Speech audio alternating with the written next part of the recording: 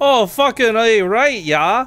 Yiptastic just followed me on Twitter, by the way, and he has a Canadian flag in his profile.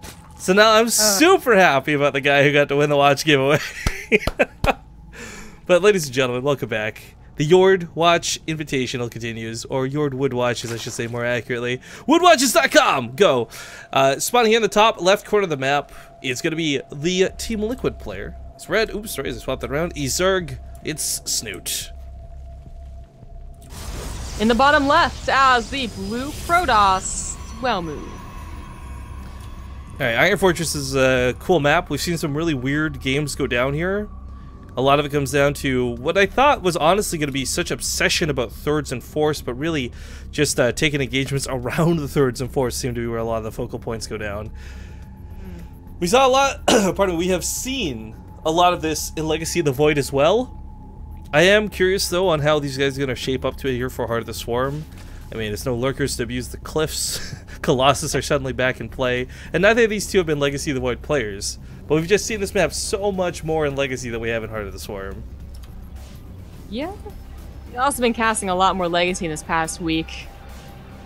It's a lot of Legacy games. Yeah. No complaints about that though. I do love, even with the beta being buggy still, I do love watching swapping up, because it's back. It kind of reminds me back in the days when we were doing some of the Starbow stuff on the side. It's refreshing without being a completely different game. Like it's still StarCraft at the end of the day, which is nice, opposed to like if we were trying to cast League of Legends on the side or some shit like that. Which, by the way, no thank you. Clearly, we should get into Brood War as well. No. No? No. Really? No, Mr. But it's like Peter. it's only slightly different than StarCraft. No, Mr. Peter, no. Fine. Well, we do have typical openers here. Snute not trying to get anything away with anything. Blah. Too greedy. In fact, going for the speed, getting control over the map. It's kind of similar to what we first put up a long time ago in that Desro game, where usually for the Protoss it's trying to get a third or all-inning, and for the Zerg it's, well, defending against the all-in or trying to just really stomp the third. Like, there's too many options to kill the third on this map to let it just go to a macro game because you feel confident in the macro game. Shout out to Arthur Dent 42, by the way, for resubbing. Great name, by the way. Ooh, this I feel is really like something we don't see that much anymore. 4 gates off of 1 gas.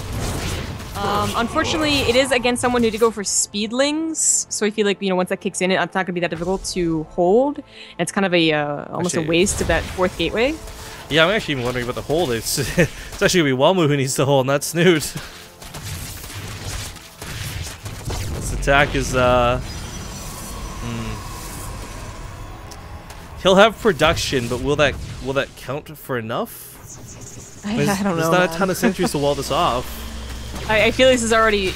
It hasn't failed as in he's going to lose the game, but it's failed in that it was supposed to give him an edge to get that third easier, or to go like into a secondary all-in even easier, and it just did absolutely nothing. So now Snute knows that he has at least another couple of minutes where he can just drone, and then, you know, keep an eye on that third, and respond to whatever else you see. He's got at least 1 overload in position to scout the main base too, and I think he'll not make the same mistake as last game in waiting too long to scout the main base.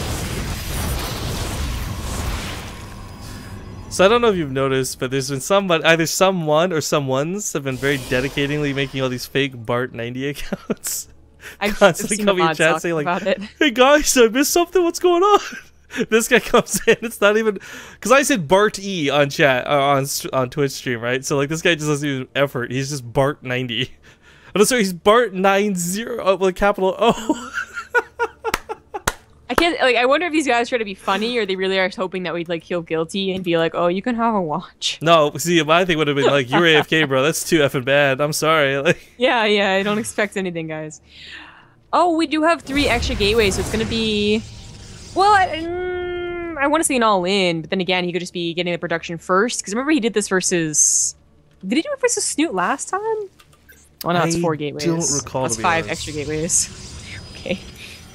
I know it was Welmu that added on the gateways before expanding, but I can't remember if this was like a Terran or a Zerg, his group. But either way, that's a lot of gateways with all the gases available.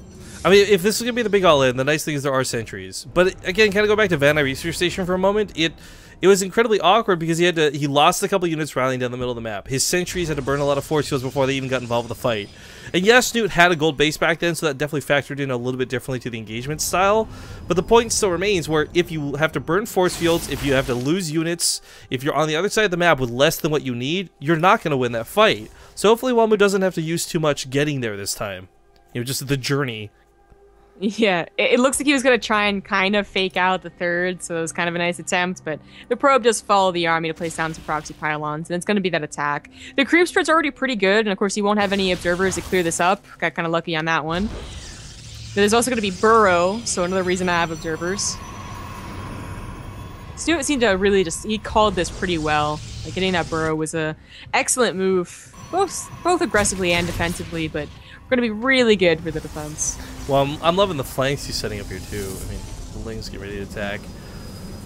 Big stalker warp-ins. I mean, okay, so the idea behind this burrow, by the way, guys, you get caught in the sentry force field, you just burrow. You'll wait it out. You no longer lose units for free. There we go. Easy peasy. Second those wear off coming from behind. I don't know why Welmu would walk on top of that. He knew there was so many roaches there. Focuses down on the sentries immediately. Lings counterattacking while this goes on, as well as taking out the reinforcement pylons. Drones getting pulled into this. And Snute's just got this on lockdown. Yeah. I mean, the drone pool was maybe a little unnecessary, but it was just the extra tipping point. And with all the probes going down, Welmu doesn't have a chance in this. I mean, he's trying to get the robo now. That ain't gonna work. That can be targeted down, honestly. Let's go for it. I mean, the thing too is like Snute wasted a lot of time attacking those gateways needlessly, but we all know that he defended at home, he attacked aggressively. Snute's got it all. He's the package deal. Congratulations, Liquid Snute.